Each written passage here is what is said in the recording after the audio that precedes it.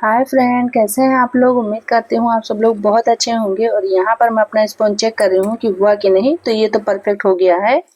और आज मैं 2 टियर का केक बनाने जा रही हूँ फ्रेंड। तो पहले जो नीचे वाला टियर रहेगा हमारा, वो 7 इंच वाले में बेक कर रही हूँ, जो कि आप स्पॉन्ज में देख चुके हैं। जो मैं चेक कर रही थी वो 7 इंच वाले टिन में बेक हो रहा है।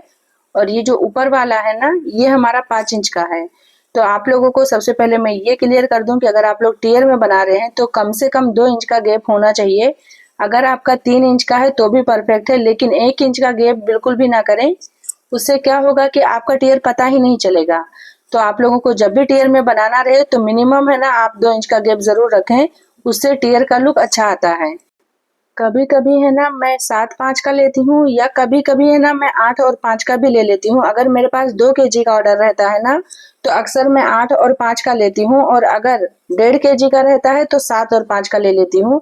क्योंकि क्या रहता है, जब 2 kg का रहता है ना, तो जब नीचे का 8 इंच है तो वो हाइट में चले जाता है। लेकिन अगर 1.5 kg का रहता है तो 8 इंच वाले में लेंगे तो उतना ज्यादा हाइट में जाता नहीं है। तो लुक उतना अच्छा नहीं आता है। तो आपको भी ये चीजें समझना होगा खुद बनाते बनाते, कि कौन सा लुक कौन से टाइम पे अच्छा लगेगा, या थीम जो आया है वो कौन से टाइप का है। तो ये सारी चीजें आपको धीरे धीरे आएंगे। मैं कितना भी अच्छा एक्सप्लेन करूंगी, आप लोगों को उतना ज्यादा परफेक्ट समझ में नहीं आएगा। आप लोग कंफ्यूज ही रहोगे, क्योंकि स्टार्टिंग में हमें उतना ज़्यादा कुछ समझ में नहीं आता है। फोटो भी रहता है सामने, फिर भी हमें समझ में नहीं आता है कि इसके लिए हम कितना प्रीमिक्स लें, क्या करें क्या नहीं करें। तो स्टार्टिंग में अगर आप लोग सीखेंगे तो नॉर्मल सी बात है कि आप छोटे छोटे केक से ही शुरुआत करेंगे। स्टार्टिंग में तो आप टियर लेंगे नहीं ऑर्डर, या घर के लिए बनाना रहेगा तो भी टियर में नहीं बनाएंगे। लेकिन अगर घर के लिए बनाना है तो आप बिंदास फ्री माइंड होकर टियर बनाएं। टियर बनाएं, 3 टियर बनाएं, 4 टियर बनाएं, जो भी बनाना है। क्योंकि अगर घर का केक खराब होगा तो उतना ज्यादा दिक्कत नहीं, उसे खराब तो नहीं होगा टेस्ट वगैरह में, लेकिन लुक वाइज में क्या रहेगा, स्टार्टिंग में आपका उतना अच्छा नहीं बनेगा। और यहाँ पे मैं अपने केक की लेयरिंग कर रही हूँ, और हर स्पॉन्ज के ऊपर मैं गनाश डाल रही हूँ, क्रीम के अंदर मैं गनाश डाली हूँ।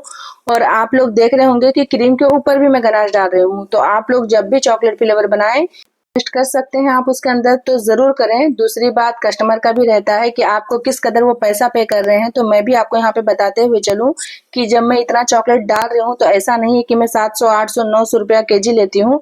बिल्कुल भी नहीं। मैं 1 kg का 600 लेती हूँ, ½ kg का 300 लेती हूँ। ऐसा नहीं है कि ½ kg का है तो 350।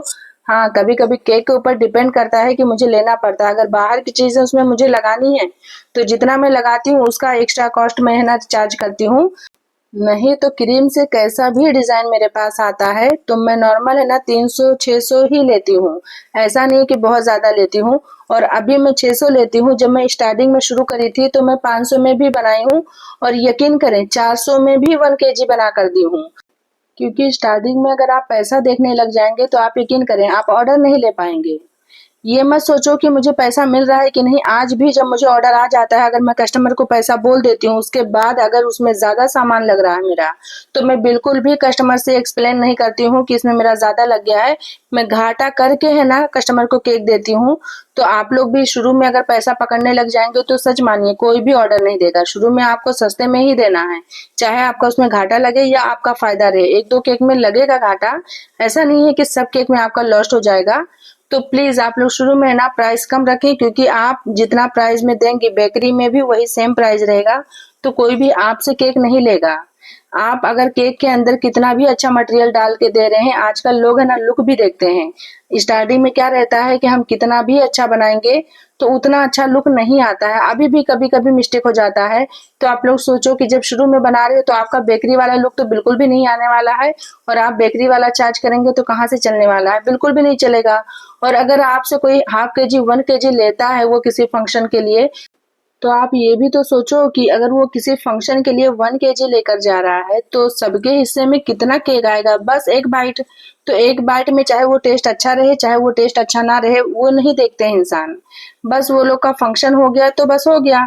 तो जो भी होम बेकर है, मेरी बस इतनी ही रिक्वेस्ट है कि आप लोग जब भी केक बनाएं और अगर ऑर्डर लेना चाहते हैं तो पहले आप पैसा बिल्कुल भी नहीं देखेंगे, आप है ना खाली कस्टमर पकड़ेंगे कि आपको कितने कस्टमर मिल रहे हैं, वो भी लॉयल वाले।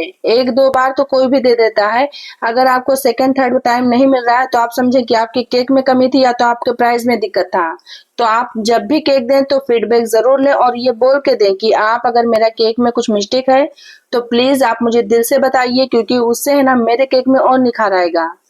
तो इससे आपको ही बेनिफिट होगा। सामने वाला तो भले ही आपको उस वक्त बुरा लगे अगर वो बुरा कमेंट करेगा, लेकिन आगे चल के आपके केक में और भी बढ़िया टेस्ट आएगा, क्योंकि आपको पता चल जाएगा कि मेरे से मिस्टेक कहाँ हुआ है।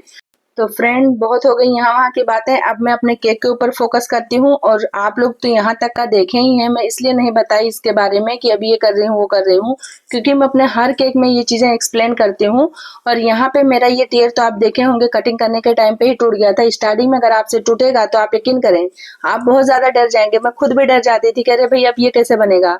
लेकिन धीरे धीरे है ना, अब क्या होता है कि इसके बहुत सारे टुकड़े भी हो जाए ना तो मुझे डर नहीं लगता है, क्योंकि मुझे पता है कि मैं इसे ठीक कर लूंगी। और ऐसा नहीं कि मैं ही ठीक कर सकती हूँ, आप लोग भी ठीक कर सकते हैं।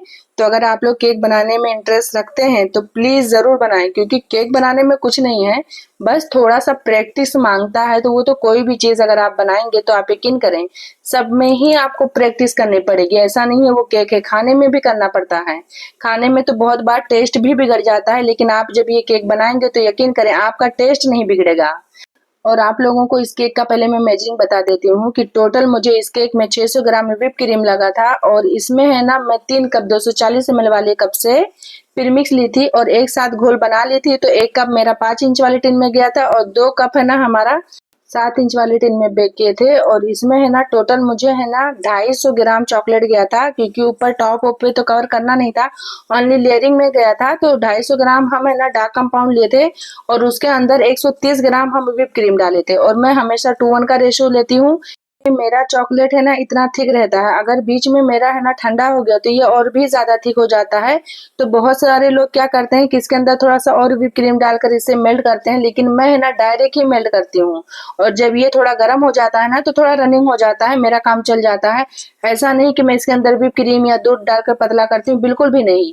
तो टोटल जो मेरा इसमें गनाश जाता है कोई भी केक में मेरा 2:1 का रहता है। लक बाई चांस थोड़ा बहुत ज्यादा गिर गया तो वो अलग बात होती है, नहीं तो मैं 2:1 का ही लेती हूँ।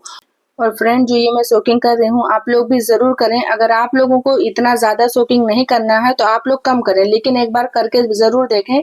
बहुत सारे लोग क्या रहता है सोकिंग नहीं करते हैं, तो उससे क्या रहता है ना 1-2 दिन अगर आपका केक फ्रिज में रहेगा तो काफी ज्यादा ड्राई लगता है, बिल्कुल भी टेस्ट में अच्छा नहीं लगता है। लेकिन अगर आप लोग ये केक रखेंगे ना तो आप यकीन करें 2-3 दिन के बाद भी खाएंगे ना तो आपका केक ऐसे ही फ्रेश मिलेगा आपको। इसका यही एक बेनिफिट है, आप मुंह में डालेंगे ना तो पूरा घुल जाता है, मतलब इतना ज्यादा सॉफ्ट लगता है। तो एक बार आप लोग जरूर करके देखें। और ये तो मैं एक दिन पहले ही बना रही थी, इसके लिए इसकी सोकिंग तो बहुत ज्यादा जरूरी था। तो फ्रेंड अगर आप लोग सेम डे बना रहे हैं, जैसे 1-2 घंटे के बाद ही केक कटिंग कर देंगे तो सोकिंग बहुत माइल्ड सा भी करेंगे तो भी चलेगा, कोई दिक्कत नहीं है। उस टाइम तो आप कम ही करें। अगर आपको ऐसा है कि मैं अभी केक बना रही हूँ 1-2 घंटे के बाद इसकी कटिंग हो जाएगी, अगर आप उस टाइम सोकिंग अच्छा कर देंगे तो क्या होगा कि जब आपकी कटिंग की लेयरिंग होगी ना तो उसमें पानी पानी सा लगेगा। तो आप लोगों को ना ये सारी चीजें एक्सपीरियंस से ही आ जाएंगी। वैसे मैं बता भी रही हूँ, लेकिन बताने में और करने में बहुत ज्यादा फर्क होता है। जब हम बताते हैं ना तो उतनी चीजें माइंड पर नहीं चढ़ती हैं, लेकिन जब हम प्रैक्टिकली करते हैं ना तो आप यकीन करें वो ज्यादा दिमाग में आता है। तो वो है ना हमारा दूसरा दिन था और ये आ गया हमारा दूसरा दिन, मतलब वो रात में हम चीजें किए थे और ये हमारा नेक्स्ट डे शाम का था।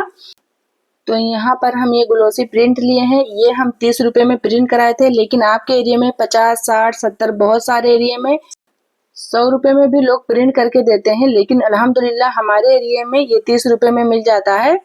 तो ये है ना ग्लोसी प्रिंट है और आप इसे गूगल वगैरह से बहुत सारे ऐप हैं जहाँ से आप ले सकते हैं, प्रिंटरेस्ट भी है, वहां से भी आप लोग इसे ना डाउनलोड कर सकते हैं। आप नॉर्मल जो भी थीम जैसे डोरेमोन, सनड्रीला, बारबी, ये सारी चीजें लिख कर प्रिंट लिखेंगे ना साथ में तो वो चीजें आ जाएंगे। प्रिंट नहीं भी लिखेंगे ना तो भी आ जाता है, वगैरह कुछ भी लिखकर आप सर्च करेंगे तो आपको मिल जाएगा। तो या तो आप है ना डाउनलोड हो रहा है तो ठीक, नहीं तो स्क्रीनशॉट लेकर फिर ये आप है ना शॉप वाले को दे देंगे ना तो वो आराम से आपको है ना प्रिंट करके दे देगा। उसके बाद सिंपल आपको कटिंग करना रहेगा और कुछ नहीं रहता है। कटिंग करने के टाइम पे थोड़ा टाइम लगता है पर इतना ज्यादा भी नहीं लगता है। अब यहाँ पर हम अपने छोटे वाले केक की पहले फाइनल आइसिंग कर रहे हैं। और मैं तो आप लोगों को हमेशा ही बताई हूँ कि मैं है ना पाइपिंग बैग से ही करती हूँ, लेकिन बहुत सारे लोग है ना पैलेट नाइफ से भी कर लेते हैं। मैं भी कर लेती हूँ, लेकिन मुझे है ना उसमें क्या रहता है कि थोड़ा एक्स्ट्रा टाइम चले जाता है। और मुझे ऐसा लगता है, मतलब सबसे नहीं होता है, पर मैं जब क्रीम लगाती हूँ ना तो डायरेक्ट जब लगाती हूँ तो क्रीम है ना मुझसे ज्यादा लग जाता है। पर सबसे ऐसा नहीं होता है। मैं यहाँ पर आप लोगों को एक्सप्लेन कर दूं कि आप लोगों को लगे कि जब मैं लगाती हूँ तो ज्यादा लगता है, यानी सब लोग लगाते होंगे तो ज्यादा लगता होगा। नहीं, मुझसे ज्यादा क्रीम लग जाती है, इसलिए मुझे पाइपिंग बैग सही पड़ता है। अगर आप कंफर्टेबल हैं, आपसे कम क्रीम लग रहा है, तो आप डायरेक्ट भी पैलेट नाइफ से कर सकते हैं। पर मेरा क्या रहता है, अगर मैं पैलेट नाइफ से करती हूँ ना तो क्रीम या तो मैं ज्यादा लगाती हूँ तो बेस्ट रहता है, नहीं तो क्या रहता है ना कि क्रीम मेरा पूरा बराबर नहीं लगता है। तो जब हम फाइनल आइसिंग करते हैं ना तो बेस दिखने लगता है, तो जब बेस दिखता है ना तो लुक अच्छा नहीं आता है। तो इसके लिए मुझे कंफर्टेबल है कि मैं ना पाइपिंग बैग से कर लेती हूँ। और ये जो स्क्रैपर देख रहे हैं ये ओएचपी शीट है, और इसमें तो उतनी ज्यादा फिनिशिंग की जरूरत नहीं थी कि बहुत ज्यादा, लेकिन हाँ फिनिशिंग की तो भी जरूरत थी। ऐसा भी नहीं है कि बस एमवी कर दिए और हो गया। तो जहां जितना हो सका मुझसे मैं फिनिशिंग करी हूँ फ्रेंड, और आप लोगों को भी सजेस्ट करूंगी कि जब भी केक बनाए फिनिशिंग अच्छा दें। उससे क्या रहता है ना, केक का लुक और भी बढ़ जाता है। अगर आपके केक की फिनिशिंग अच्छी नहीं रहेगी तो आप यकीन करें कोई आपको ना फंक्शन के लिए ऑर्डर नहीं देगा। क्योंकि मेरे साथ जो चीजें हो चुकी हैं मैं आप लोगों के साथ शेयर कर रही हूँ कि शायद आप लोगों को ये चीजें पता नहीं हो, लेकिन अगर आप लोगों को भी पता है तो बहुत अच्छी बात है कि फिनिशिंग नहीं रहती है। पहले तो कस्टमर है ना लुक देखते हैं। मुझे मालूम है, एक बार मैं एक वीडियो पोस्ट कर दी थी कि अगर टेस्ट आगे पीछे रहेगा तो एडजस्ट कर लेंगे, लेकिन अगर फिनिशिंग अच्छी नहीं रहेगी तो आपसे लोग नहीं लेंगे। तो उस पर बहुत ज्यादा कमेंट आ गया था मुझे कि आप गलत बोल रहे हो, लेकिन मैं सच बोल रही हूँ कि लोग है ना टेस्ट बाद में देखते हैं, पहले लुक देखते हैं। अगर किसी के फंक्शन में अगर आप अच्छा लुक बना कर केक नहीं लेकर जाओ तो आप पहले उनका मुंह ही देखना। तो मेरा मानना है जितना हो सके फिनिशिंग अच्छा करें। और यहाँ पे ना मुझे बड़ा बेस लेना था क्योंकि 1.5 kg का केक था, और जो ये बेस आप देख रहे हैं ना ये 1 kg वाला है। तो 1.5 kg का क्या रहता है ना, वेट नहीं लेता, ऐसा लगता है टूट जाएगा। तो इसके लिए मैं नीचे है ना जो ली हूँ वो 1.5 kg वाला बेस है। तो जैसे ही हम वेट में ना बढ़ते जाएंगे तो बेस भी हमें ना बढ़ाना पड़ता है। क्या रहता है, अगर मैं ये 2 kg वाला बेस लेती तो इससे भी थोड़ा वो थिक आता है, और 1 kg वाला उससे पतला, ½ kg वाला उससे पतला। तो ये चीजें भी आपको ध्यान में रखनी होगी कि आपका केक जितना है तो बेस भी हम उसी का ले रहे हैं कि नहीं। अगर घर में केक कटिंग हो रहा है तो कोई दिक्कत नहीं है, लेकिन अगर आप ट्रैवलिंग में देने वाले हैं तो बेस का भी आप खास ख्याल रखेंगे। अगर आपका 2 kg से प्लस है तो फिर आप है ना ड्रम बोर्ड लेंगे। उसके बाद है ना ड्रम बोर्ड आता है, वो बहुत मोटा हैवी रहता है। वजन में हैवी नहीं रहता है लेकिन फिर भी मोटा रहता है। वो क्या रहता है ना, एकदम कंफर्टेबल रहता है। तो जब भी आप केक बनाएंगे ना तो बेस के ऊपर भी ध्यान देंगे। ऐसा नहीं है कि खाली केक के ऊपर ध्यान देते गए और बेस के ऊपर ध्यान ही नहीं दिए। तो ये चीजें भी बहुत ज्यादा दिक्कत कर देती हैं फ्रेंड, क्योंकि मेरे साथ खुद भी हुआ था। एक बार मैं 4 या 4.5 kg का केक बनाई थी और बोर्ड है ना मैं 2 kg वाला ली थी। तो मुझे बहुत ज्यादा दिक्कत हुई। फिर मुझे क्या करना पड़ा, नीचे है ना मैं एक और 2 kg वाला बेस है ना उसके ऊपर चिपकाई नीचे से। तो आप लोगों के साथ ऐसी गड़बड़ ना हो जाए तो मैं इसलिए इस वीडियो में क्लियर कर रही हूँ कि केक के साथ आपको बेस के ऊपर भी ध्यान देना है। और इस केक का ना जो मैं फिनिशिंग कर रही हूँ, बीच का तो कोई जरूरी नहीं था फिनिशिंग क्योंकि वहां पर टियर जाना था। पर ये कॉर्नर मुझे थोड़ा ठीक करना था। आगे के साइड में तो उतना ज्यादा दिक्कत नहीं था क्योंकि वहां डॉल बैठने वाली थी। लेकिन मैं फिर बता रही हूँ, अगर आप हर केक में फिनिशिंग करने की कोशिश करेंगे तो आपका क्या होगा कि कभी एवी भी बनाएंगे केक ना की फिनिशिंग की जरूरत नहीं है तो वो ऑटोमेटिक ही ना फिनिशिंग आ जाएगा, क्योंकि आपको हैबिट रहेगी। स्टार्टिंग में क्या रहता था ना कि जब मैं केक बनाती थी तो आप यकीन करिए इतना ज्यादा ऑर्डर तो बिल्कुल भी नहीं थे स्टार्टिंग में। और स्टार्टिंग में तो मेरे पास टर्न टेबल भी नहीं था। आप लोगों को ये भी बता दूं, मैं नीचे है ना पतीली रखती थी, उसके ऊपर एक प्लेट रखती थी और प्लेट के ऊपर केक बनाती थी। फिर भी है ना मैं बहुत हद तक कोशिश करती थी कि मेरे केक में फिनिशिंग आए। इतना ज्यादा तो नहीं आता था जितना अभी आता है, क्योंकि आप लोग समझ सकते हैं कि टर्न टेबल तो बहुत इजीली घूमता है, पर वो प्लेट मुझे बहुत ध्यान से घुमाना पड़ता था कि कहीं मेरा केक इधर उधर ना हो जाए। इसीलिए ना मैं बेस पे नहीं रखती थी, प्लेट पे रखती थी, क्योंकि अगर प्लेट इधर उधर रहेगा ना, होगा लग बाई चांस, तो प्लेट पे वो चिपका रहेगा। मैं अगर आप बोलेंगे ना तो कभी वो फोटो भी अपना मैं शेयर कर दूंगी। और ये मेरा फिनिशिंग करके हो गया है, और इसमें मैं पेपर वाला डावल डाल रही हूँ, और एक है ना मैं हार्ड वाला भी डालूंगी। एक चीज और भी क्लियर कर दूं, अगर आपको ना दूर ज्यादा देना है तो आप है ना पेपर वाला डावल बिल्कुल भी नहीं यूज करेंगे, क्योंकि ये क्या होता है, थोड़े टाइम के बाद है ना ये नरम पड़ जाता है, नरम पड़ता है फ्रेंड। बहुत सारे लोग बोलेंगे कि नरम नहीं पड़ता है, लेकिन ये मेरा पर्सनल एक्सपीरियंस है। मैं आप लोगों को बता दूं कि ये नरम पड़ जाता है। तो अगर आपको बहुत ज्यादा दूर देना है तो आप लोग है ना पूरा टोटल हार्ड वाला डालेंगे, और ये बीच में ना जहाँ पे ये टेयर जा रहा है मेरा, इसके बीच में ना आप एक छोटा पुट्ठा भी रख देंगे तो ज्यादा बेस्ट रहेगा। और उस पुट्ठे में बीच में सुराख कर देना। इससे क्या होगा कि जब आप है ना ऊपर से डबल डालेंगे ना तो वो नीचे तक का जाएगा, और नीचे है ना अगर आप वो पुट्ठा रखेंगे तो ये ऊपर वाले केक का ना उसके ऊपर है ना वेट नहीं पड़ेगा। तो ये देखिए यहाँ पर भी मैं पेपर वाला डाल रही हूँ, क्योंकि ये मेरा दूर ट्रैवलिंग में बिल्कुल भी नहीं जाने वाला था फ्रेंड। इसके लिए अगर मेरा दूर जाता है तो आप लोग देखे होंगे कि मैं हार्ड वाला ही यूज करती हूँ।